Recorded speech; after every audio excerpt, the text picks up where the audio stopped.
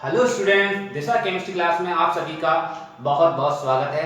आइए आज की वीडियो में स्टार्ट करते हैं बैटरियां या व्यावसायिक सेल, जिसको हम बैटरियां या व्यावसायिक सेल के नाम से जानते हैं। BATTERIES बैटरियां। आज का टॉपिक भी बहुत ही इम्पोर्टेंट है, क्योंकि बैटरियां जो हैं इसकी रिएक्शन अधिकांशतः स्टूडेंट को नहीं समझ में आती। रिएक्शन कैसे होती है, रिएक्शन वो रटते हैं, रिएक्शन की कार्यप्रणाली कंसेप्ट नहीं समझते, सीधी रट लेते हैं और रिएक्शन कर नहीं पाते और याद करनी पड़ती, परेशानी हो जाती है। इसलिए वो हम देखेंगे कि बैटरी कैसे होती है। तो पहले हम बैटरी की डेफिनेशन समझेंगे, उसके बाद हम रिएक्शन भी आपको समझाने की पूरा प्रयास करेंगे। मैं ऐसी ट्रिक लेके आया हूँ, वास्तविकता में पूरी इतिहास में आपको पहली बार मिलेगा, कहीं किसी भी यूट्यूब चैनल पर नहीं मिलेगा। ये बेहतरीन ट्रिक लेके आया हूँ, इसको भी याद करने की, क्या रिएक्शन याद करने की बेहतरीन ट्रिक। आइए देखते हैं क्या है। तो बैटरियां या व्यावसायिक सेल क्या होते हैं, देखिए। अब सेल इसमें लगा है, देखिए सेल लगा है, ठीक है। तो सेल क्या है, अब बैटरी कैसे बनाई जाती है, जो सेल आपने पिछली वीडियो आप पढ़ चुके हैं। सेल क्या होते हैं, सेल विद्युत अपकरणीय सेल और विद्युत रासायनिक सेल होते हैं। अब बैटरी का प्रयोग क्यों किया गया, बैटरी क्यों बनाएगी, बैटरी को व्यवसायिक क्षेत्र में क्यों लगा दिया है, क्योंकि कभी कभी देखा है कि लाइट चली जाती है और कंप्यूटर एकदम बंद हो जाता है, तो उस पर वर्क हम कैसे करेंगे, है ना। और या कोई पंखा, जैसे गर्मी लगने लगी तो पंखा हमें ऑन करना है, पंखा चलने लगे, टीवी चलने लगे, कोई इम्पोर्टेंट धारावाहिक देखना है तो टीवी चलने लगे। तो क्या हुआ, जो पहले सेल बनाए थे उस सेल में एक ही सेल था, एक सेल से विभवांतर बहुत उत्पन्न हुआ, मैक्सिमम 2 वोल्ट तक का विभवांतर उत्पन्न हुआ। और टीवियों को या फैन को कम से कम 12 वोल्ट का विभवांतर चाहिए। तो 12 वोल्ट का विभवांतर कैसे आएगा एक सेल से, तो क्या किया, उन सेलों को श्रेणी क्रम में जोड़ दिया। क्या कर दिया, सेलों को किस क्रम में जोड़ दिया, ऐसे ऐसे ऐसे सेलों को श्रेणी क्रम में जोड़ दिया। ये प्लस माइनस, इन सेलों को क्या कर दिया, ऐसे करके श्रेणी क्रम में जोड़ दिया। और श्रेणी क्रम में जोड़ने के बाद जो व्यवस्था बनी उसी को बैटरी कहा गया। देखिए मैं आपको थोड़ा सा समझा दें और अच्छा समझ में आ जाएगा। आपने इन्वर्टर वाली बैटरी देखी है, सबने देखी है, बिल्कुल सही। उसमें आप जब पानी भरते हो तो उस पानी में 6 छिद्र होते हैं, आपने गिनना, आज जाकर गिनना, 6 छिद्र होते हैं। उन छिद्रों में आप पानी डालते हो, पता है, उन जिसमें पानी डालते हो बेटा वही सेल होते हैं। हाँ, 6 सेल होते हैं, और 6 दूनी 12, एक सेल 2 वोल्ट की बैटरी विभव देता है, विभवांतर देता है। तो इसका मतलब है जब एक सेल 2 को बनाएगा तो 6 सेल होंगे, कितने वोल्ट विभवांतर देगा, 12। ऐसे ही आपको और सेल बना दे और सेलों को श्रेणी क्रम में जोड़ते जाएं तो ज़्यादा से ज़्यादा विभव उत्पन्न किया जा सकता है और बड़ी बड़ी चीज़ों को चलाया जा सकता है। तो इसलिए बैटरी का प्रयोग किया गया, उसी बैटरी का व्यावसायिक क्षेत्र में प्रयोग किया गया, इसीलिए बैटरी का दूसरा नाम व्यावसायिक पड़ा, ठीक है। इसीलिए बैटरी को व्यावसायिक बैटरी या व्यावसायिक सेल कहते हैं। बात समझ में आ गई। इसका मतलब इसकी डेफिनेशन क्या बनेगी कि जब सेलों को कई, है ना, कई प्रकार के, इसका मतलब 2 या 2 से, जब 2 या 2 से अधिक सेलों को श्रेणी क्रम में जोड़ते हैं तो जो व्यवस्था बनती है उसे बैटरी कहते हैं, ठीक है।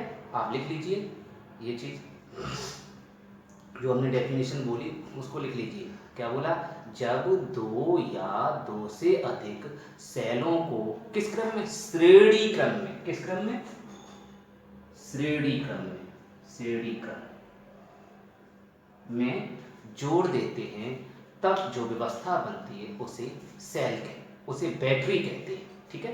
व्यावसायिक क्यों कहते हैं, तो नई लाइन से पैराग्राफ चेंज करके लिखेंगे। लिखिए, इन बैटरियों का प्रयोग प्रायः व्यावसायिक के रूप में किया जाता है, अर्थात व्यापारिक रूप में करते हैं, व्यापार जो कि व्यावसायिक रूप में करते हैं, व्यावसायिक रूप में करते हैं, इसलिए इन्हें व्यावसायिक सेल भी कहते हैं, इसलिए इन्हें व्यावसायिक सेल भी कहते हैं, ठीक है बेटा। अब बात आती है सेल कितने प्रकार के होते हैं, तो बेटा बैटरियां 3 प्रकार की होती हैं। कितने प्रकार की, 3 प्रकार की। एक होती है प्राथमिक बैटरी, ठीक है, जिसको हम प्राथमिक सेल कहते हैं, सेल बोल दो या बैटरी बोल दो।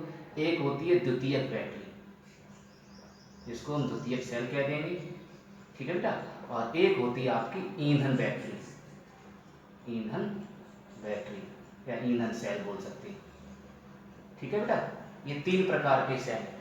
इन चीज़ों को अभी देखना नहीं है, इस चीज़ को नहीं देखना, मैंने आपको पहले लिख दिया समय बचाने के लिए। मैंने इस चित्र बनाया, चित्र बनाने में टाइम लगता है, आप जानते हो, इसलिए मैंने बना दिया, उसको बाद में देखेंगे। तो प्राथमिक सेल, द्वितीयक सेल और आपका ईंधन सेल, ठीक है बेटा। अब प्राथमिक सेल क्या होती है, द्वितीयक सेल क्या होती है, ईंधन। इसका मतलब बैटरियों को तीन तरीके से हम प्रयोग कर सकते हैं, प्राथमिक सेल के रूप में, द्वितीयक सेल के रूप में और ईंधन के सेल के रूप में, ठीक है। थोड़ा समझ लेते हैं, डेफिनेशन बाद में हम इनकी लिखेंगे। प्राथमिक सेल का मतलब है use and throw, use and throw, ठीक है बेटा। मतलब प्रयोग करो और फेंको। इसका मतलब प्रयोग करो और फेंको, मतलब हाँ, मतलब एक बार हम प्रयोग करें दोबारा प्रयोग नहीं कर सकते। आपने जो घड़ी सेल होती है, वॉच वाली घड़ी या दीवार वाली घड़ी का जो सेल होता है, या टॉर्च वाली सेल घड़ी का सेल होता है, वो एक बार प्रयोग आप कर लेते हो, उसके बाद बेकार ही हो जाता, फेंकना पड़ता है। इसका मतलब वो प्राथमिक सेल है। कैसा है, प्राथमिक सेल, ठीक है। और वो सूखा होता है, क्योंकि उसमें पानी तो भरा नहीं होता। आप खोल के देखो, फोड़ के देखो, तो उसमें गीला गीला होता है, लेकिन सूखा होता है। तो वो आपका कैसा बेस्ट है, शुष्क सेल, इसीलिए उसको शुष्क सेल कहते हैं, ठीक है। इस चीज़ का ध्यान रखेंगे। तो इसका नाम प्राथमिक सेल आपका क्या है, यूज एंड थ्रो। तो इसका मतलब वे सेल जो एक बार प्रयोग करते हैं और दोबारा प्रयोग नहीं किए जा सकते, उनको हम प्राथमिक सेल कहते हैं, ठीक है। बात समझ में आ गई। अभी लिखा देंगे। द्वितीयक सेल क्या होंगे, वे सेल जिनको एक बार प्रयोग करने के बाद दोबारा भी प्रयोग कर सकते हैं, 3 बार भी प्रयोग कर सकते हैं, 4 बार भी प्रयोग कर सकते हैं, अपने जितने बार, जब तक ये सेल खत्म ना हो जाए तब तक प्रयोग कर सकते हैं। ये सेल तुरंत खत्म हो जाता है, खराब हो जाता है, ये सेल चलते रहते हैं, सही है। इन्हीं सेलों के अंदर आपकी इन्वर्टर की बैटरी आती है, समझ में आ गया। इन्वर्टर वाली बैटरी द्वितीयक सेल होती है, इस चीज़ का ध्यान रखेंगे। अब ईंधन सेल क्या होता है, ईंधन सेल जो ईंधन से प्राप्त, जैसे लकड़ी पकड़ी जलाएंगे, जो ऊर्जा बनेगी, उस ऊर्जा से जो सेल कार्य करेगा, जैसे इलेक्ट्रिसिटी बनेगी, वो ईंधन सेल होगा। मैं आपको बताऊंगा ईंधन सेल, और इन सेलों का उपयोग अधिकांशतः अंतरिक्षयानों की बैटरी में करते हैं। अंतरिक्षयान जो सैटेलाइट होते हैं, ऊपर जाते हैं, उपग्रहों में जो यंत्र होते हैं, उनमें सोलर सेल भी, अब सोलर सेल भी प्रयोग किए जाने लगे, सोलर सेल भी प्रयोग किए जाने लगे, ठीक है। सोलर सेल की बैटरियों में ईंधन सेल प्रयोग करते हैं, याद रखना। सोलर सेल में किसका प्रयोग करते हैं, ईंधन सेल। क्यों करते हैं भी बताएंगे। तो इतनी बात समझ में आ गई। ये 3 प्रकार के होते हैं। तो अब इसमें पहली हेडिंग डालेंगे प्राथमिक सेल, डालें। अब स्टार्ट करते हैं प्राथमिक। इसकी डेफिनेशन मैंने आपको बता दी। ये 3 प्रकार के होते हैं, ये भी लिख लिया आपने। नंबर 1 प्राथमिक सेल, लिखते जाइए। नंबर 1 प्राथमिक सेल, हाँ लिखिए, प्राथमिक सेल। इंग्लिश में कहते हैं प्राइमरी सेल,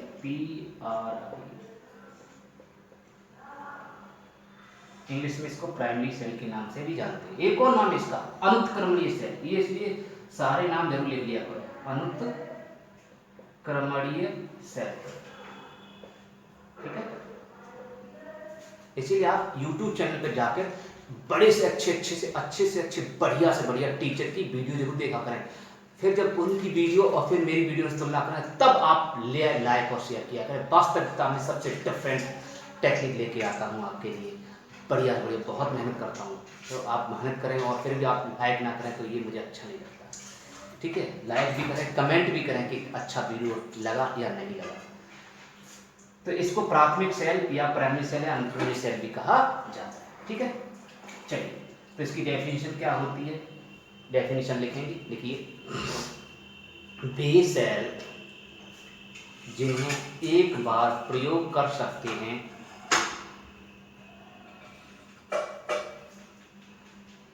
तथा दोबारा प्रयोग नहीं कर सकते,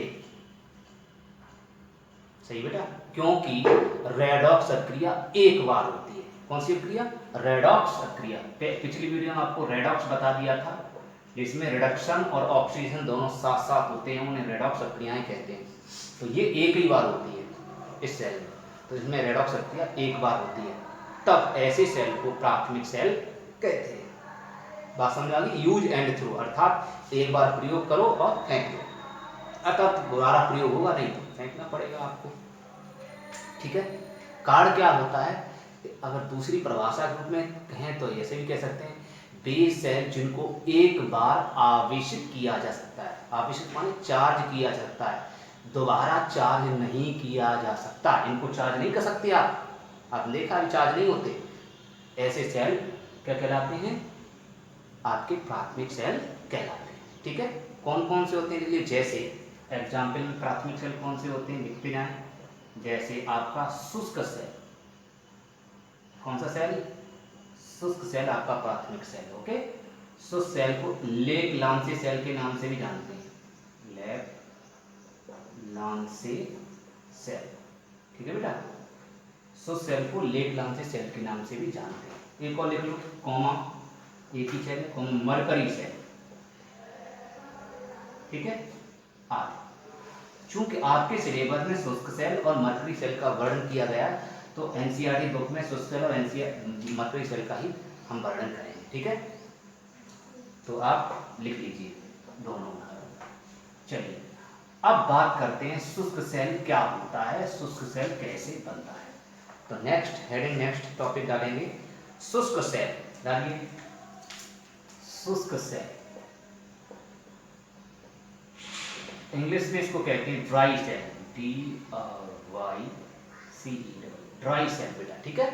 शुष्क सेल भी आपका अनुत्क्रमणीय सेल है। हाँ, ये बात आती है, इसको अनुत्क्रमणीय सेल क्यों कहते हैं। अनुत्क्रमणीय का मतलब एक बार रिएक्शन हो गई, एक बार खत्म हो गया, अब खत्म होकर दोबारा चार्ज नहीं होगा, इसलिए उसको अनुत्क्रमणीय बोलते हैं। ठीक है। एक ही तरफ रिएक्शन होती है, दूसरी तरफ रिएक्शन वापस नहीं आती, इसलिए इसको अनुत्क्रमणीय कहते हैं।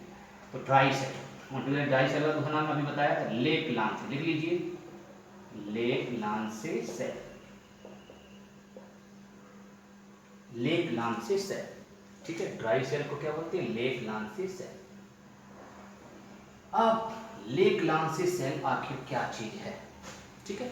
लेक लांसे सेल वही सेल है जिसका उपयोग आप टॉर्च में करते हो, टॉर्च की जो सेल होता है मोटा वाला, उसमें प्रयोग करते हो, वो लेक लांसे सेल होता है। ठीक है। देखा है। हाँ, तो आपने देखा वो इस टाइप का बना होता है, तो इसका मतलब ये आपको भी बनाया गया है, वो मैंने कौन सा सेल बनाया, शुष्क सेल बनाया। ये कौन सा सेल है, शुष्क सेल, इसको कहते हैं लेक लांसे सेल। ये आपका लेक लांसे सेल बना हुआ है। ठीक है। बताएंगे लेक लांसे क्यों कहा गया, लेक लांसे वैज्ञानिक, इन वैज्ञानिक ने इस सेल का नाम रखा, अपने नाम पर रखा, क्यों, क्योंकि इन्होंने आविष्कार किया था। शुष्क सेल के आविष्कारक कौन है, लेक लांसे हैं। ठीक है। याद रखना, हर चीज लिखी नहीं जाती, याद रखी जाती है। तो इस तरह से होता है। वैसे वास्तविकता में आपने बनाया तो अलग टाइप का, वो तो इस टाइप से होता है, आपने देखा वैसे होता है ऐसे, लेकिन ऐसे बनाने में बच्चों को कठिनाई होती है वास्तविकता में, ऐसे इस टाइप का होता है, आपने देखा करके इस टाइप का ही होता है, ऐसा है ना, मतलब थोड़ा यहाँ पे घुमाव होता है, राइट, ऐसे ही तो होता है।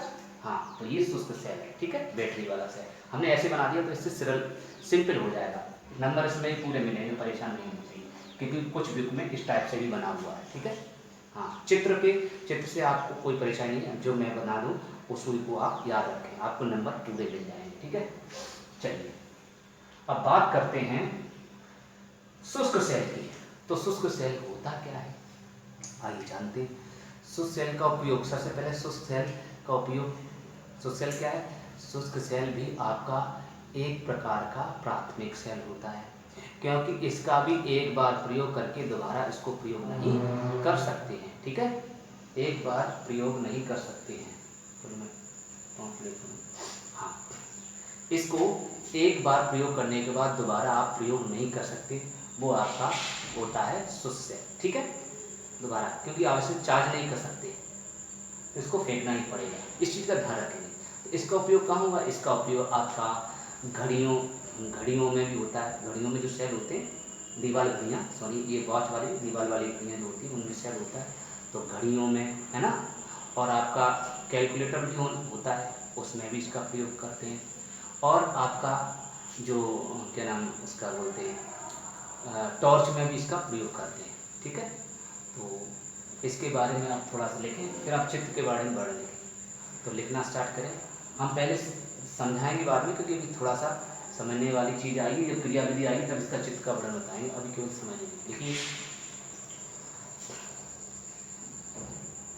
शुष्क सेल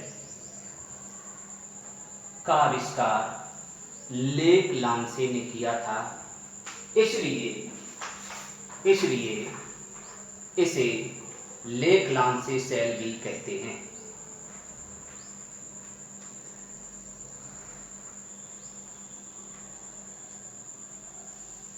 इसलिए इसे लेक लांसे सेल भी कहते हैं। ठीक है, इसका उपयोग प्रायः घड़ियों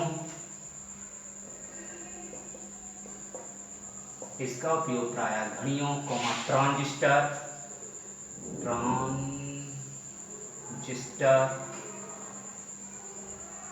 ठीक है, ट्रांजिस्टर, टॉर्च आदि में किया जाता है। तो लेक लांसे। ठीक है, अब एक चीज और है, ये भी मैं आपको खास बात बताने जा रहा हूँ, किसी भी YouTube चैनल पर नहीं मिलेगा, बुक में भी नहीं मिलेगा। ये पूछता है कि ये किस प्रकार के सेल होते हैं, विद्युत अपकरणीय सेल या रासायनिक सेल, क्योंकि आपको बताया गया 2 ही प्रकार के सेल होते हैं। अभी तक 2 ही प्रकार के सेल बनाए गए, या तो प्राथमिक सेल वो या तो विद्युत अपकरणीय सेल होगा या फिर रासायनिक सेल होगा। अब बताइए दोनों में से कौन सा सेल है? देखिए, सोचिए, आप लोग सोचिए। बेटा, ये सेल रासायनिक सेल है। क्यों? क्योंकि जब टॉर्च जलाते हैं तो इसका मतलब इससे बिजली उत्पन्न होती है ना। लाइट जैसी चली जाती है, आपकी लाइट, घरों की लाइट एकदम चली जाती है, तब बैटरी से बिजली चलती है और पंखा चलने लगता है, बल्ब जलने लगता है। इसका मतलब बैटरी, इससे बिजली बनती है, और बिजली बनने वाला कौन सा सेल होता है? रासायनिक सेल। ठीक है, क्योंकि रासायनिक कुछ केमिकल प्रॉपर्टी होती है, उसके अंदर केमिकल रिएक्शन होती है, रिएक्शन के द्वारा धीरे धीरे धारा बनती है, और धारा बनने के बाद वो तारों के द्वारा बल्ब में और पंखों में पहुंच जाती है। इसका मतलब ये रासायनिक सेल होते हैं। इसका मतलब जितनी भी व्यावसायिक सेल हैं, जितनी भी बैटरियां हैं, वो सारी की सारी रासायनिक सेल हैं। मैं आपको एक नई बात बता रहा हूँ, आपको ये बुक में नहीं मिलेगा, मैंने आपको बता दिया, ये सारे रासायनिक सेल होते हैं, विद्युत रासायनिक सेल। इसका मतलब शुष्क सेल का कार्य क्या होगा? रासायनिक ऊर्जा को विद्युत ऊर्जा में कन्वर्ट करना। शुष्क सेल का काम क्या होगा? रासायनिक ऊर्जा को विद्युत ऊर्जा में बदलना, ये इसका शुष्क सेल का कार्य होगा। इस चीज का ध्यान सभी लोग रखेंगे। बात समझ में आ गई? अब चलिए, तो इसका मतलब इसका भी कार्य क्या है? शुष्क सेल का रासायनिक ऊर्जा को विद्युत ऊर्जा में बदलना। अब बात करते हैं रासायनिक ऊर्जा को विद्युत ऊर्जा में कैसे बदलता है, इसकी क्रियाविधि क्या है। ठीक है, तो शुष्क सेल की क्रियाविधि आप चाहे हेडिंग डाल लीजिए क्रियाविधि, या फिर नई लाइन से पैराग्राफ चयन करके लिखेंगे। पहले हम चित्र का वर्णन सीखेंगे, उसके बाद रिएक्शन कैसे होती है, ऐतिहासिक ट्रिक जो लेके आया हूँ, गजब की ट्रिक है, आपको किसी भी YouTube चैनल पर नहीं मिलेगी, दावा है हमारा, कहीं भी नहीं मिलेगी। ठीक है, इतने वर्ल्ड क्लास के टीचर होने हैं, फिर भी वो जो मैं ट्रिक बताने जा रहा हूँ वो नहीं होती। ठीक है, चलिए, तो रिएक्शन करने से पहले हम इसका चित्र का वर्णन करते हैं। देखिए कैसे होता है चित्र का वर्णन, इसलिए प्लीज वीडियो को पूरा देखा करें। तो ये देखिए, आपके पास शुष्क सेल बना हुआ है, तो क्रियाविधि लिखने से पहले मैं क्या लिखूंगा, इसमें सबसे पहले मैं जो पॉइंट डाल रहा हूँ उसी के अकॉर्डिंग लिखेंगे। क्या लिखेंगे? नंबर 1 इसको लिखेंगे, ठीक है बेटा। नंबर 2 आप इसको लिखेंगे, ठीक है बेटा। नंबर 3 आप इसको लिखेंगे, ठीक है बेटा। ये दोनों एक साथ में, ठीक है, ये दोनों एक साथ में। और नंबर 4 आप इसको लिखेंगे। हो गया चित्र का वर्णन। कैसा? एक ट्रिक नंबर मैंने डाल दी। आप बोर्ड परीक्षा जब आप लिखें, चित्र बनाएं, तो आप उसमें नंबर ना डालें, ये तो नंबर मेरी ट्रिक है। इस ट्रिक से आप थ्योरी बना लोगे। कैसे बनाओगे थ्योरी? देखिए कितना आसान है थ्योरी बनाना। आपको थ्योरी भी नहीं रटनी, कितनी बढ़िया बात, ना थ्योरी रटनी ना ही रिएक्शन रटनी, तो केमिस्ट्री कितनी ईजी है, बहुत ईजी। इसी में सब आंसर है, देखिए इसी में सब आंसर। बस चित्र आपको ध्यान होना चाहिए, सब आंसर इसी में। देखिए कैसे, क्या लिखेंगे? इसमें एक जिंक का पात्र होता है, ये काले कलर का ये डब्बा है, ये पात्र है, ठीक है। वैसे तो होता है बेलनाकार, ठीक है, बेलन के आकार का ऐसे ही बेलन होता है। तो जिंक का एक पात्र होता है, ठीक है। किसका? जिंक का। जिंक का सूत्र क्या होता है? Zn, इसको जिंक कहते हैं, ठीक है बेटा। इसको Zn का नाम जिंक होता है, जो किसका कार्य करता है, एनोड का। ठीक है, तो आप लिखना स्टार्ट करें, लिखते जाएं, लिखिए। पैराग्राफ चलिए लिखेंगे। इसमें जिंक का पात्र होता है जो एनोड का कार्य करता है तथा इसके अंदर, देखो अंदर है ये काली रंग की, इसके अंदर ग्रेफाइट की छड़, ये रॉड है ग्रेफाइट की। ग्रेफाइट का सूत्र क्या होता है, सी। ग्रेफाइट का सूत्र क्या होता है, ग्रेफाइट कार्बन है, ठीक है बेटा, ग्रेफाइट क्या है, कार्बन है, और इसीलिए इसको हम कार्बन भी कह सकते हैं। क्या बोल सकते हैं, कार्बन। और सूत्र क्या होता है इसका, सी, याद रखना सी। ठीक है, तो जिसके अंदर ग्रेफाइट, कोष्ठक लिखना, कार्बन की छड़ लगी होती है, जिसके चारों ओर, देखो चारों ओर है डॉट डॉट, ये देखो काले रंग से ये डॉट डॉट बनाया गया, जिसके चारों ओर manganese dioxide MnO2, manganese dioxide और कोक, इसको भी कोक, ये भी कार्बन ही है, लेकिन ये ठोस छड़ है, ये और इसमें अंतर क्या है, कोई अंतर नहीं है, ये ठोस रूप में बनाई हुई ये छड़ एकदम है, और इस ठोस को पीस कर बारीक करके बुरादा बना दिया, वो चूर्ण हो गया, वो चूर्ण है। ठीक है, चूर्ण, कोक चूर्ण, जिसको कोक कहते हैं, इसलिए ये की बात है। तो क्या लिखा, ग्रेफाइट की छड़ होती है जिसके चारों ओर MnO2, मैग्नीज डाइऑक्साइड और कोक का मिश्रण चिपका रहता है, देखिए चिपका है, इसके चारों चिपका हुआ है, का मिश्रण चिपका रहता है। तो ये हो गया, यहाँ तक हो गया, दोनों का वर्णन हो गया। अब किसका वर्णन, इसका, जो लिखो, जो कैथोड का कार्य करता है, जो कैथोड का कार्य करता है या कैथोडिक कार्य करती है। ठीक है, अब इसका नंबर, अब ये देखिए, ये कैथोड एनोड के बीच में भरा हुआ है, देखो यहाँ से यहाँ तक कैथोड ही है, आपको यहाँ से लेकर ये देखो, ये हरे से लेकर हरा तक, ये आपका कैथोड है नहीं, इतना मोटा कैथोड है, और ये आपका एनोड है। तो कैथोड एनोड के बीच जो खाली स्थान बचा रहेगा नीले रंग से, उसको भर दिया मैंने, खाली स्थान को नीले रंग से भर दिया, उसमें भर दिया ZnCl2 और NH4Cl। अभी सब बताएंगे जिसमें ZnCl2 NH4Cl क्यों भरे जाते हैं। तो लिखेंगे कैथोड एनोड क्या होते हैं, इलेक्ट्रोड, तो नई लाइन लिखेंगे, क्या लिखा, चिपका रहता है, उसके आगे लिखो तथा, लिखो तथा कैथोड व एनोड के बीच, कैथोड व एनोड के बीच खाली स्थान में ZnCl2, ये 2 लिखा है, 2, क्या लिखा है, ZnCl2 व NH4Cl का गीला पेस्ट भरा रहता है। कैसा, गीला, हाँ, का गीला पेस्ट भरा रहता है।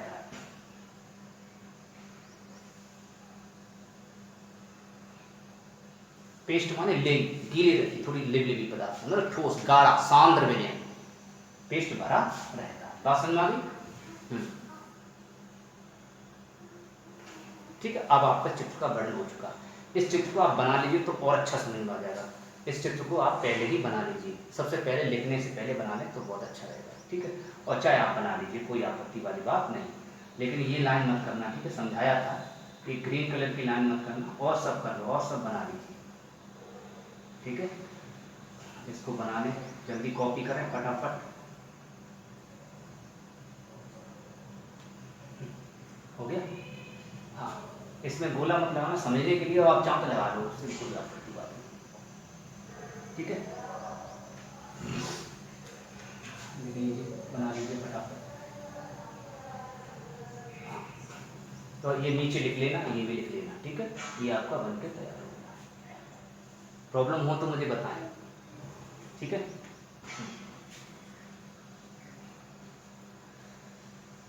यहाँ तक कोई प्रॉब्लम?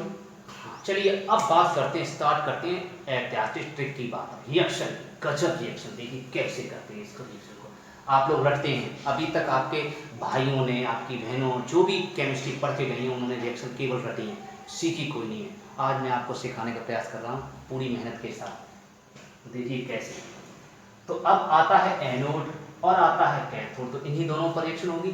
तो सबसे पहले एनोड पर होने वाली क्रिया लिख दे रहे, उसके बाद कैथोड पर लिख दे रहे। ठीक है, कोई दिक्कत? मैं चाहता हूँ तो इसको कैथोड लिख दूँ, चाहे इसको वैसे एनोड को लिखा करो। कारण क्या है, क्योंकि एनोड पर ऑक्सीकरण होता है ना, एनोड पर क्या होता है, ऑक्सीकरण होता है। रासायनिक सेल में एनोड पर ऑक्सीकरण होता है, ठीक है, और वैपोरिक सेल में भी एनोड पर ऑक्सीकरण होता है। ऑक्सीकरण का मतलब इलेक्ट्रॉन त्यागना, इलेक्ट्रॉन त्यागता। देखिए कौन होता है, चलिए चलते हैं। तो एनोड, अब रिएक्शन कैसे होती है, देखिए कुछ नहीं करना, केवल चित्र याद है और रिएक्शन अपने आप हो जाएगी। एनोड क्या है, अब इसमें देखना है सभी छात्रों को, एनोड किसका बना, ये काले रंग की पट्टी बनी किसकी है बताइए। अभी मैंने आपको बताई थी काले रंग की जो पट्टी है, ये काले रंग की पट्टी जो ये दिखाई दे रही है, किसकी बनी हुई है बताइए। ये काले रंग की पट्टी बनी है काले जेड से, दिखा जेड बना, जिंक से बनी है। तो समझ में आ रहा है, इस छड़ पर क्या आएगा, जिंक लिखा जाएगा। आगे समझ, हाँ ये काले रंग की पट्टी क्या है, जिंक। तो जिंक छड़ आपको पता है इलेक्ट्रॉन त्यागती है, इलेक्ट्रॉन डोनेट करती है। कितने इलेक्ट्रॉन डोनेट करेगी, 2 इलेक्ट्रॉन, और प्लस Zn 2 माइनस आ गए। अगर 2 इलेक्ट्रॉन है, आप इलेक्ट्रॉन को माइनस भी हटा सकते हैं, चाहो तो 2 ई लिखा रहेंगे तो कोई दिक्कत नहीं। लेकिन इलेक्ट्रॉन नेगेटिव होता है, आप लोग फर्स्ट ईयर में पढ़ चुके हो, 9th में ही पढ़ चुके हो, 10th में ही पढ़ चुके हो। इलेक्ट्रॉन पर एक ऋणावेश होता है, इसलिए वो हमेशा लिखा हुआ जाता है। आप चाहो तो ना लिखो, कोई दिक्कत नहीं है। तो 2 माइनस हैं तो यहाँ 2 प्लस बचेंगे, बात समझना भी। अब एक समस्या आपके सामने आ गई, सब छात्रों के साथ एक समस्या आ गई, क्या आ गई कि सर इसमें से 2 इलेक्ट्रॉन क्यों निकले। मैं आपको पिछली वीडियो में बता चुका हूँ, इसमें 2 ही इलेक्ट्रॉन निकलेंगे, 3 नहीं निकलेंगे, एक भी नहीं निकलेगा। कारण क्या है, चलो मैं एक बार दोबारा से बता दे रहा हूँ, लेकिन आप लोग प्लीज़ ध्यान रखा, अपने ऐसे वीडियो बड़ा हो जाता है, दिक्कत भी होती है हमें, इतनी डिटेल फिर कोई टीचर नहीं पढ़ाने की कोशिश करेगा। तो 2 इलेक्ट्रॉन कैसे आगे देखिए, Zn का परमाणु क्रमांक कितना होता है, परमाणु क्रमांक आप पढ़ चुके हो आवाज साड़ी में, 9th में भी, 6th क्लास में, 7th क्लास में भी 30। इसका 30 का इलेक्ट्रॉन न्यास करेंगे, ऐसे करते हैं 2 8 है ना, 8 2 इस तरह से करते हैं, 18 सॉरी इस तरह ऐसे करते हैं। ऐसे ना करते हैं तो बहुत से लोग ऐसे करते हैं, आप 2 1s2 2s2 2p6 3s2 3p6 4s 3d10 4s2, बात समझ में आ गई। ऐसे करते हैं, कुछ समझ में आया बात, हाँ 10 18 2 इस तरह से करते हैं। तो आप देख रहे हैं अंत में जितने इलेक्ट्रॉन बचते हैं उतना ही इलेक्ट्रॉन दान कर सकता है, कौन, Zn। अगर इसके अंत में 3 बचते तो 3 इलेक्ट्रॉन का दान करता है, अंत में 1 बचता तो 1 इलेक्ट्रॉन का दान करता, बात समझ में आ गई। हाँ 4 बचते तो 4 इलेक्ट्रॉन का दान करेगा, 4 बाउंड्री लाकर दान भी कर सकता, ले भी सकता है और दे भी सकता है। आगे आपके फिर चैप्टर नंबर 7 जब कराएंगे तब आपको रिएक्शन की एक एक ट्रिक बता दूंगा, पूरा 7 चैप्टर आपको पूरा रट जाएगा, एक एक। सबसे ज़्यादा कठिन लगता है चैप्टर नंबर 7, क्योंकि पूरी रिएक्शन आप देख लेना, रिएक्शन से भरा पड़ा है, और कम से कम 1.5 या 2 महीने में कंप्लीट हो पाता एक चैप्टर, वास्तविकता में पढ़ाने वाला अगर टीचर होगा तो, और रिएक्शन अगर सिखाना है तो मैं आपको पूरा इस पर ही, अब चूँकि इसको कोचिंग में तो करा नहीं सकते इतना बड़ा, क्योंकि उसमें समय लगेगा, फिर आपका कोर्स नहीं हो पाएगा, इसलिए मैं इसी चैनल पर ही वीडियो में ही आपको सिखाऊंगा पूरा, ठीक है। इसमें समय की कोई पाबंदी नहीं है, इसलिए तो 2 इलेक्ट्रॉन त्याग कर सकता है। तो चलिए देखिए, Zn 2 इलेक्ट्रॉन त्याग दिया तो Zn 2 प्लस बनेगा, राइट है, समझ में आ गया। तो 2 इलेक्ट्रॉन इसने त्याग 2 प्लस बन गए। अब ये तो इसका मतलब साफ दिखाई दे रहा बेटा, इसने क्या कि इसने 2 इलेक्ट्रॉन को त्याग दिया और किस में बदल गया, ये Zn 2 प्लस में बदल गया। इसका मतलब इस क्षण में से इलेक्ट्रॉन निकले वो किधर चलेंगे, इधर की ओर, इधर की ओर ही क्यों चलेंगे, क्योंकि इधर की ओर चलने का कारण है कि इधर कैथोड है, सही है, कैथोड से एनोड की ओर, एनोड से कैथोड की आपस में इन्हीं के दूर सिरे की ओर इलेक्ट्रॉन जाते हैं। अब ये इलेक्ट्रॉन इधर की ओर क्यों चलेंगे, कारण भी बताएंगे। तो Zn 2 प्लस आयन आगे वहीं छोड़ दो, इनका कोई मतलब नहीं, ये एक्वस अवस्था में होते, एक्वस माने जलीय, और ये सॉलिड अवस्था में होता। आप चाहो तो एस लिखो, आप चाहो तो ए क्यू लिखो, नहीं लिखना चाहो तो कोई बात नहीं, मत लिखो, कोई आपत्ति वाली बात नहीं, नंबर कम नहीं होंगे, ठीक है। मैं आपको चूंकि IIT और नीट के लेवल पे पढ़ा रहा हूँ तो इसलिए मैं आपको सही पूरी जानकारी सही से देने के प्रयास कर रहा हूँ, ठीक है। तो चलिए अब बात करते हैं कैथोड। कैथोड पर अक्रिया कौन सी होगी, कैथोड पर अक्रिया कौन सी होगी। तो कैथोड कौन सा होता है, कैथोड होता है, अब देखिए ये रहा कैथोड, दिखाई दे रहा ग्रीन कलर का कैथोड है, कितना बड़ा कैथोड है, ये देखो यहाँ से लेकर ये देखो ग्रीन से ग्रीन, हरा से हरा, ग्रीन ग्रीन ग्रीन, ये इतना लंबा इतना मोटा कैथोड है। यस, हाँ। तो अब इसके अब रिएक्शन कैसे लिखनी, कुछ नहीं करना, रिएक्शन में जो जो आपको दिखाई दे रहा है उनको सबको लिख दो। इसमें केवल काली पट्टी दिखाई दे रही थी, या नहीं दिखाई दे रही, हाँ, तो काली पट्टी किसकी थी, Zn, तो इसलिए मैंने केवल Zn लिखा। अब इस मोटे चीज में कौन कौन सी चीज दिखाई दे रही है उन सबको लिखो, कौन कौन बचा सबको लिख जाओ, बताइए कौन कौन बचा। देखिए आपके पास बचा है ग्रेफाइट बचा है ना, ये देखिए ये छड़ किसकी, काले रंग की जो छड़ है वो किसकी है, आपकी काले रंग की छड़ ये रही कार्बन की, तो कार्बन आप लिखेंगे, समझ में आ रहा, हाँ कार्बन की। अब सब लिख दो जो कुछ है, ये भी है, ये भी लिख दो, सब लिख दो, MnO2 प्लस सी भी लिख दिया। ट्रिक बता रहा हूँ, रिएक्शन दूसरी तरीके से होती है, रिएक्शन बाद में बताएंगे। MnO2 और प्लस, और क्या बचा, ये बचा सब, इसको भी लिख दो, क्या बचा, ZnCl2 और प्लस NH4Cl, यही तो बचा। आप लोग सामने देख लीजिए, जिंक अकेला है और ये सब है, ये सब कुछ है, पूरा कंप्लीट है, तो इनको कंप्लीट लिख दिया।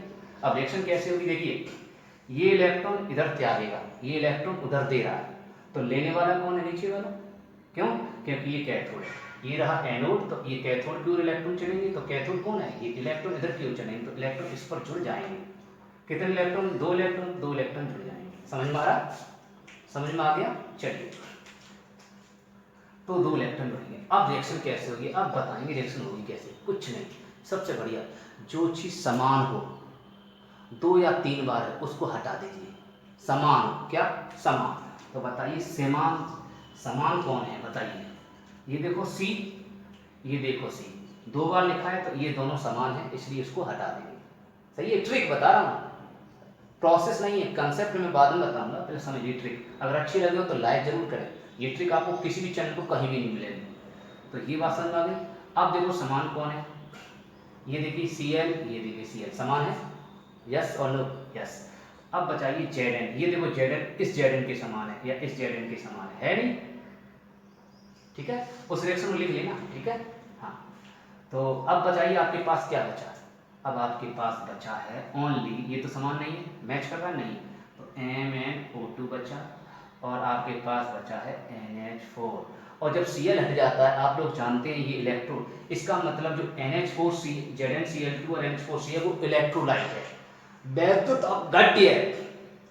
कैसे पहचाने ये वैद्युत अपघट्य, जिसमें जो भी गीला पेस्ट होगा, कौन सा पेस्ट, गीला अर्थात लिक्विड अवस्था में होगा, वही पदार्थ वही चीज वैद्युत अपघट्य का कार्य करती है, तो ये गीला पेस्ट है तो ये वैद्युत अपघट्य का कार्य करेगा, और वैद्युत अपघट्य वे होते हैं जो अपने आयनों में घट्ट हो जाते हैं, टूट जाते हैं, तो इसका मतलब ये यहाँ से ब्रेक हो जाएगा, ये यहाँ से ब्रेक हो जाएगा, लेकिन ये यहाँ से ब्रेक हो जाएगा, 2+ में बदलेगा तो 2+, ये 2+ खत्म हो जाएगा, और ये आयन में बनेगा Cl- और ये भी Cl-, ये Cl- कैंसिल हो जाएगा, ये बचा NH4 किसी से कटेगा नहीं कटेगा, तो NH4+ आएगा, राइट है, और बचे 2 इलेक्ट्रॉन, सही है। मैं आपको सबसे बढ़िया ट्रिक बता रहा हूँ, बहुत ही गजब, आपको कुछ याद करना पड़ा, बताइए कौन सी रिएक्शन किधर होगी, कुछ नहीं पता, सिंपल हो गया, हाँ ऐसे रिएक्शन होती है, हो गया। अब रिएक्शन कैसे होगी, क्या बनेगा, देखिए आप जानते हो इसके अंदर NH4+ है, अर्थात इसके अंदर H ऊपर चढ़ा हुआ एक्स्ट्रा H है, सभी को पता है,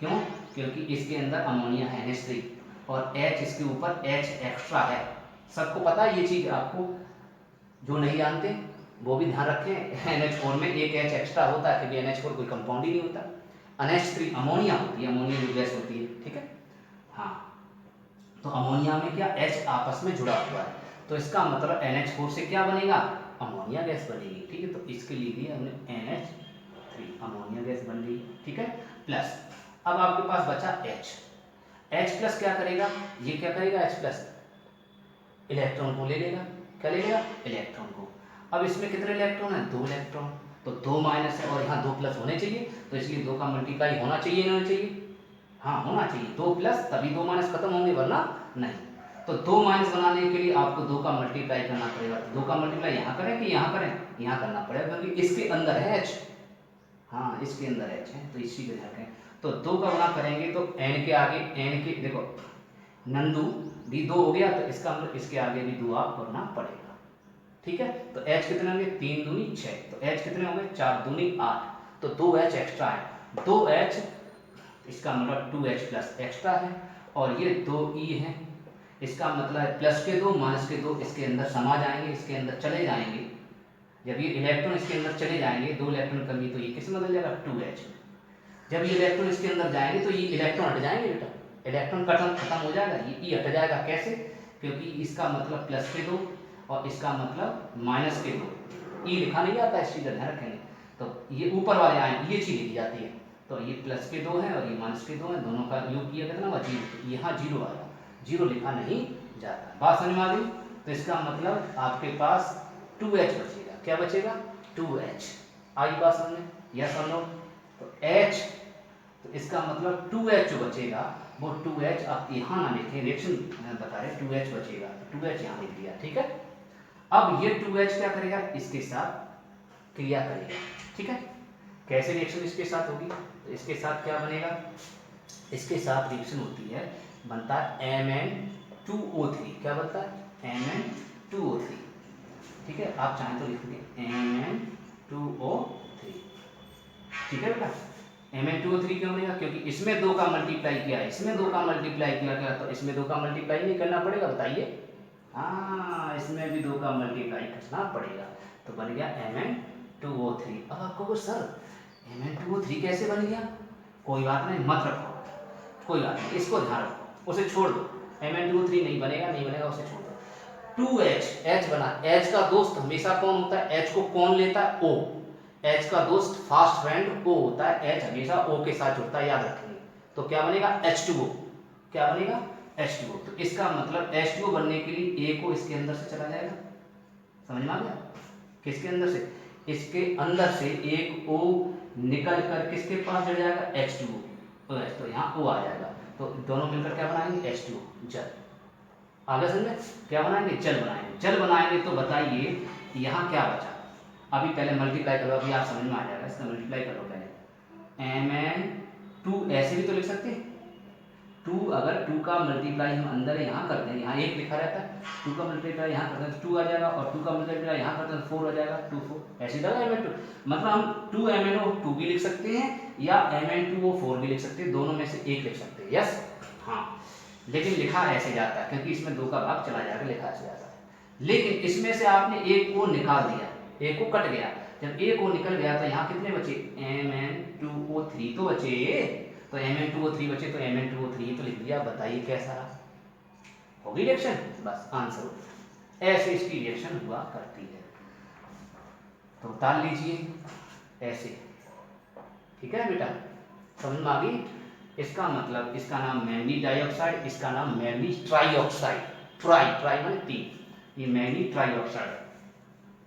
इतनी बात समझ में आ गई, हाँ। और लेकिन कुछ एनसीईआरटी बुक में इस रिएक्शन को इस रूप में भी लिखा है, ऐसे आप इस रिएक्शन को इस रूप में भी लिख सकते हो, ये भी रिएक्शन सही है, और इस रूप में जो दिखाने जा रहा हूँ वो भी ठीक है। MnO2 plus NH4 plus E, केवल E लिया गया है, क्यों एक ही क्यों लिया, कारण बता रहा हूँ कि 1 प्लस है तो यहाँ 1 प्लस आएगा, पता है 1 आएगा, यहाँ 1 प्लस तो 1 आएगा, 2 प्लस तो 2 आएगा, मतलब यहाँ 2 का मल्टीप्लाई एनसीईआरटी में नहीं किया, तो आप मत करो, कोई दिक्कत नहीं। अगर आप तो आप जानते हो इसमें एक H प्लस है, इसका मतलब इसमें NH3 है और H है या नहीं, तो NH3 पहले बना दिया। NH3 क्या है, गैस का चिन्ह बनाना चाहो बना दिया करो, और ना बनाओ तो मत बनाओ, कोई दिक्कत नहीं वाली बात है। तो NH गैस हो गई, यहाँ चाहो जी लिख दो, ऐसे गैस हो गई, तो NH3 H प्लस बचा, और H प्लस क्या करेगा, ये माइनस के ये प्लस को क्या कर देगा, खत्म कर देगा, तो ये इलेक्ट्रॉन इसके अंदर पेट में चले जाएंगे, घुस जाएंगे, नहीं घुस जाएंगे, यदि चले जाएंगे इसके अंदर, तो इसका मतलब ये माइनस इस प्लस को खत्म कर देगा, क्या बन जाएगा, H 0 बन जाएगा, राइट। और ये H बन जाएगा, तो 0 लिखा नहीं जाता, ये H जाकर इसके पास जुड़ जाएगा, चिपक जाएगा ऐसे,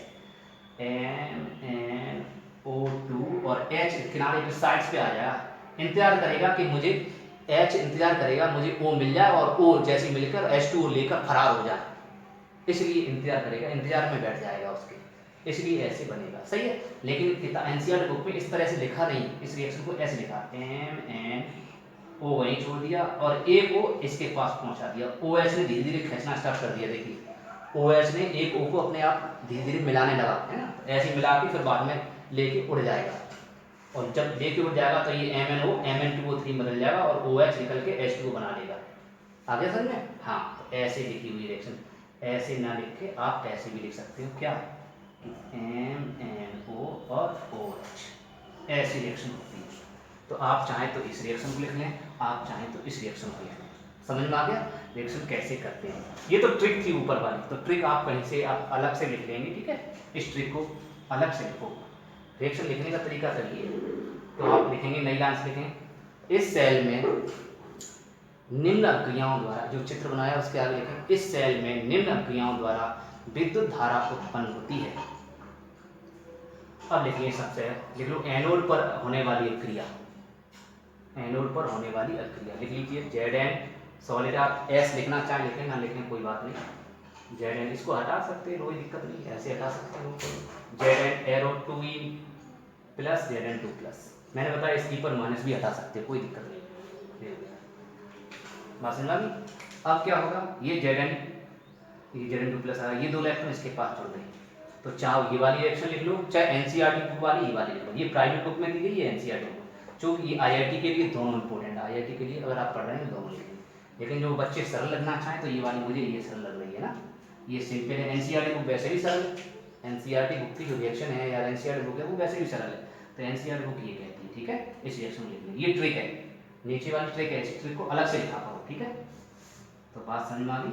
चलिए ऐसे उतार लीजिए, MnO2 plus NH4 plus plus 1 equal to NH3 plus MnO plus OH। आगे बात समझ में? चलिए ठीक, अच्छा और कोई समझना है? चलिए इसको हटा रफ कर दे रहे, तो रिएक्शन को आप लिख लिए, ठीक है। वास्तविकता में रिएक्शन होती कैसे, मैं एक और दूसरी ट्रिक बता रहा हूँ, आपको वो अच्छी लगे तो उसको लिखें, वरना एक ही दो ही से काम चल जाएगा ना। वैसे ये ट्रिक और होती है एक, आप इसको भी लिख सकते हैं चाहे तो। क्या हुआ कि जो दो इलेक्ट्रॉन आए हैं, ये दो इलेक्ट्रॉन इसलिए फेंके, अर्थात दो इलेक्ट्रॉन ये आए, अब ये दो इलेक्ट्रॉन किधर की ओर जुड़े हैं, दो माइनस है, माइनस को कौन लेगा, प्लस वाला, माइनस को प्लस ही तो जोड़ सकता है, माइनस हमेशा प्लस की ओर जाता है, तो प्लस कौन है आप चेक करेंगे, प्लस कौन है, तो देखिए Zn2 प्लस भी है, लेकिन Zn2 प्लस तो इससे बना है, तो Zn2 प्लस से कोई मतलब नहीं। तो मैंने बताया वैद्युत गीला पेस्ट होता है, वैद्युत होता है, वो अपने आयनों में टूटा रहता है, तो ये अपने आयनों में टूटे रहेंगे, ये अपने आयनों में कैसे टूटेंगे, Zn टूट जाएगा, ZnCl2 टूट जाएगा, Zn2 प्लस और 2Cl माइनस ऐसे टूट जाएगा, ऐसे ही NH4Cl टूट जाएगा, NH4Cl टूट जाएगा, NH4 प्लस और Cl माइनस टूट गया। तो इसका मतलब ये यहाँ पर जो रहेंगे ये आयन के रूप में होगा, इस समय ये आयन किसके रूप में होगा, ये होगा Zn2 प्लस के रूप में और Cl के रूप में होगा और NH4 प्लस के रूप में, यस। और Cl, इसमें Cl तो कॉमन ही है, Cl लिखना चाहिए, ऐसे इसी रूप में होगा। तो क्या करेगा ये इलेक्ट्रॉन, अब ये इलेक्ट्रॉन को ग्रहण कौन करेगा, Zn तो है ही, Zn तो इसमें है ही, Zn को ग्रहण करेगा नहीं, क्योंकि Zn से तो निकले ही है, Zn तो उसका पिता ही है, अब पिता से ही तो थोड़ी सहयोग करेगा, इसलिए किससे करेगा, ये इलेक्ट्रॉन किससे सहयोग करेंगे, माइनस से कर नहीं सकता, क्योंकि माइनस के कभी साथ जोड़ता नहीं है ना। आप सभी लोग जानते हैं ये भी माइनस है और ये भी माइनस है, तो माइनस कभी जुड़ नहीं सकता, तो Cl से भी क्रिया नहीं करेगा। अब किससे करेगा, ये क्रिया करेगा NH4 प्लस, समझ में आ गया। इस और Cl से कर नहीं सकता, तो इसलिए NH4 प्लस लिखा जाएगा। तो इसका मतलब ये दो इलेक्ट्रॉन आए हैं, वो आप दो इलेक्ट्रॉन किस पे जोड़ोगे, NH4 प्लस और plus 2e, NH4 plus 2e, समझ में आ रहा है एकदम क्लियर। अब देखो दो माइनस है, अब दो माइनस है तो इसमें दो प्लस होने चाहिए, दो प्लस होने चाहिए, दो प्लस बना दिए, हाँ दो प्लस हो गए, दो माइनस हो गए, इसका मतलब इसका चार्ज खत्म हो गया। तो चार्ज खत्म हो गया, इसके अंदर क्या है, मैंने आपको पहले बताया NH3 है और H प्लस है, H प्लस है, तो NH3 ये इसको हम तोड़ें तो NH3 और H में टूटेगा, और बाहर दो का गुणा है, तो दो का गुणा करेंगे तो दो का मल्टीप्लाई 2NH3 ऐसे ही आएगा, और 2 का मल्टीप्लाई इसमें करेंगे 2H प्लस आएगा। मैं आपको बहुत बारीकी से पढ़ाने की प्रयास कर रहा हूँ, एक एक पॉइंट को धीरे धीरे समझाने की प्रयास कर रहा हूँ, बिल्कुल छोटे लेवल पे पढ़ा रहा हूँ, अगर तो समझ में आए फिर और लेवल पे पढ़ाऊंगा, ठीक है, ऐसे आएगा। तो इसका मतलब इस तरह से लिख सकते हैं, तो ये इसका मतलब ये पूरा कंपाउंड, इस पर प्लस माइनस नहीं है, तो ये अमोनिया जैसे का तैसा निकल जाएगा, ये बन गई गैस। अब बताइए क्या बचा, 2H प्लस बचा, 2H प्लस और ये 2H इससे जुड़ जाएगा क्योंकि प्लस में ही इलेक्ट्रॉन की कमी, केमिस्ट्री में प्लस माने 2 इलेक्ट्रॉन की कमी है। इस कमी को पूरा करने के लिए इसमें गड्ढा है, इस गड्ढे को, प्लस माने गड्ढा याद रखना, इस गड्ढे को भरने के लिए कौन आएगा, ये इलेक्ट्रॉन इसके अंदर उतर के आ जाएंगे, इसके अंदर चले जाएंगे, इसके पेट में चले जाएंगे, तो ये प्लस खत्म हो जाएगा और बन जाएगा 2H, राइट, क्योंकि 2 प्लस है 2 माइनस खत्म हो गया। अब 2H है तो H आप जानते हैं, H को 2 परमाणु गैस पहले ही पिछली वीडियो में बताया, तो 2 परमाणु गैस इसलिए H नहीं लिखे, H2 गैस, H2 गैस लिखा जाता है। बात आगे समझ में, तो इसका मतलब 2 गैस बन गई, होगी रिएक्शन, कितनी आसान है। अब उसका कारण क्या है, अब बात आती है इसमें ये 2 गैस जो बन जाएंगी, ये दोनों जो गैस बन जाएंगी बेटा, अब दोनों गैस अगर इस गैस में गैस बन गई और दोनों अक्रिय गैस हैं तो सेल कार्य करना बंद कर दिया। हाँ, इसमें गैस भर जाएगी और जब गैस भर जाएंगी तो इसका मतलब उनमें प्लस माइनस दोनों अलग हो जाएंगे, कैथोड एनोड अलग हो जाएंगे, जब कैथोड एनोड अलग हो जाएंगे तो उनमें धारा बहना बंद हो जाएगी। इसके लिए, इस समस्या को दूर करने के लिए MnO2 मैग्नीज डाइऑक्साइड का प्रयोग किया जाता है। ये काले रंग का होता है, आपने देखा, सेल फोड़ के देखना, काले रंग का होता है, तो MnO2 का प्रयोग करते हैं। इसलिए MnO2 कार्य करेगा, कौन, MnO2 किससे क्रिया करेगा, H2 गैस, समझ में आ रहा, H2 गैस से क्रिया करेगा तो क्या बनाएगा, अभी बताया था पानी बनाएगा, क्या बनाएगा, पानी, या चाहो तो उसी के अकॉर्डिंग कर दीजिए, नहीं तो पानी बना, 2 का बना कर दीजिए। पानी बनाने के लिए क्यों, पानी क्यों बनाएगा, क्योंकि H हमेशा O को लेकर खराब होता, बताया था, तो पानी बना के क्या लेगा, H2O बना लेगा, बना गया। अब बन गया तो आप यहाँ क्या रह गए, एक नहीं रह गया, 3 रह गए, देखो गणना करके देखो, Mn और यहाँ नीचे लिख लो 2 और 2 दूनी 4 O4, इसका मतलब Mn2O4 ही है, इसमें से एक को निकल गया तो कितने रह गए, 3 रह गए, और ये Mn2 जैसे का तैसा था, Mn2O3 बना कि नहीं बना, Mn2O3, कितनी आसान रिएक्शन है अगर ट्रिक से पढ़ो तो। अगर आप वैसे पढ़ोगे, क्रियाविधि के अकॉर्डिंग, मेथड के अकॉर्डिंग पढ़ोगे और टीचरों की बात पढ़ोगे तो नहीं समझ में आने वाली, हाँ पक्का, क्योंकि उनको खुद नहीं समझ में आई अभी तक, बात समझ में आ रही है। और ट्रिक से पढ़ोगे, एक नई ट्रिक जो मैं आपको बता रहा हूँ, जितनी भी ट्रिक लगता हूँ उस ट्रिक से पढ़ोगे, केमिस्ट्री बहुत सरल लगेगा। देखिए MnO2 बन गया, कुछ आसान है, आपका बन गया। अब बची ये गैस तो आपने निकाल दी, अब इस गैस का क्या करेंगे, ये गैस भी अक्रिय, तो ये गैस क्या करती है, Zn जो बचा है, ये गैस Zn से क्रिया करती है, किसके साथ, Zn के साथ, तो Zn2 plus, Zn2 plus Cl से भी क्रिया कर सकती है, Zn चाहो तो आप Zn2 प्लस लिख दो, चाहे ZnCl2 लिख दो, ऐसे भी लिख सकते हो, कोई दिक्कत नहीं, और नहीं तो आप Zn2 प्लस लिखा रहे हो।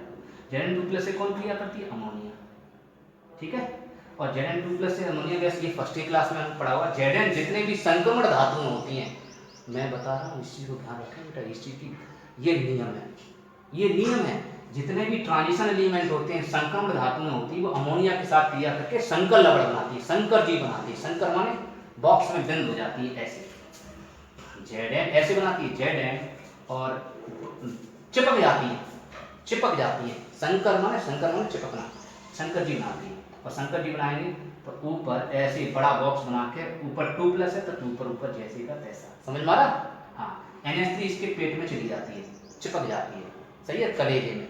अब चिपकती है तो कितने आते हैं, तो इसका आवेश कितना होता है, इस पर चार्ज कितना, 2, उसका दूना चिपकता है, 4, इस पर 2 है तो 4, 4 है 3 है तो 6 आएगा, पहले पिछली वीडियो में बता चुके हैं, इसको कहते हैं संकुल आयन, ये संकुल आयन मिल जाएगा, संकुल आयन, ठीक है बेटा, या इसको संकर आयन भी बोलते हैं, संकुल को हम संकर भी कहते हैं, संकर आयन, ठीक है बेटा, संकर आयन बन जाता है।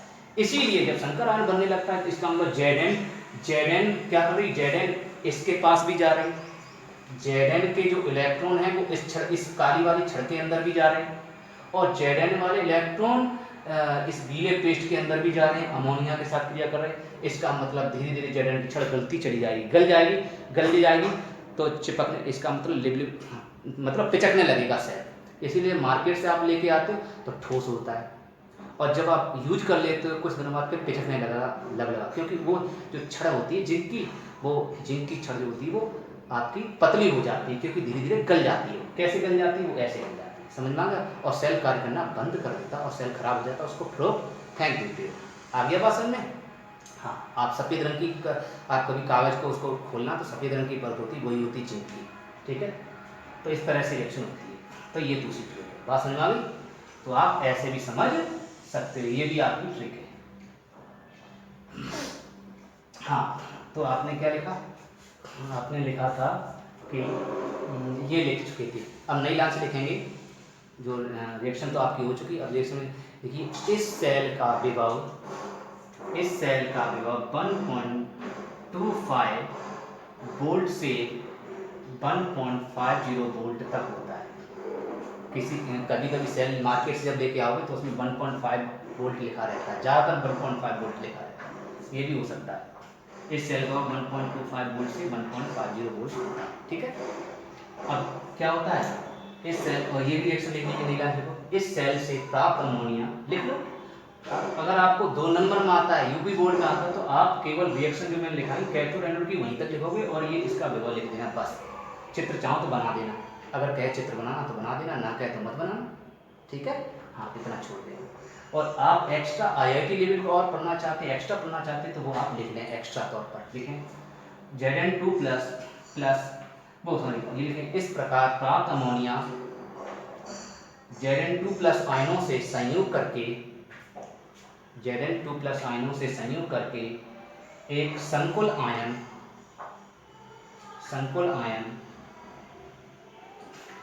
बना देती हैं, संकुल आयन बना लेती हैं, जिससे संकुल आयन बना लेती हैं, जिससे जिंक की जो परत होती है, ये कवर, जिंक की परत धीरे धीरे संक्षारित होने लगती है। संक्षारित माने क्षतिग्रस्त होने लगती है, नष्ट होने लगती है, धीरे धीरे संक्षारित होने लगती है। संक्षारित कैसे लगती है? संक्षारित होने लगती है। ठीक है, समझा? और सेल कार्य करना बंद कर देता है। इस समय ये बन जाने के बाद सेल कार्य करना बंद कर देता है।